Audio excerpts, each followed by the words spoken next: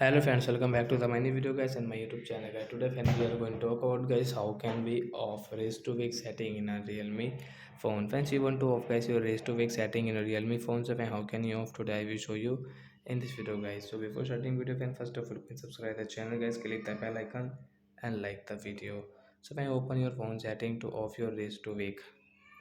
After on phone setting guys, you can see this type of setting, and friends you can see guys your home and lock screen setting in your Realme phone. So guys tap here guys, and guys again scroll, and friends you can see guys your lock screen setting.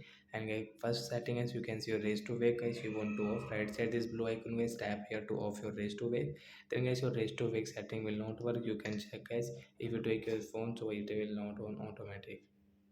So like that guy, we can off raise to wake setting in our Realme phone. So that's it guy. Thanks for watching the video. Bye bye guys.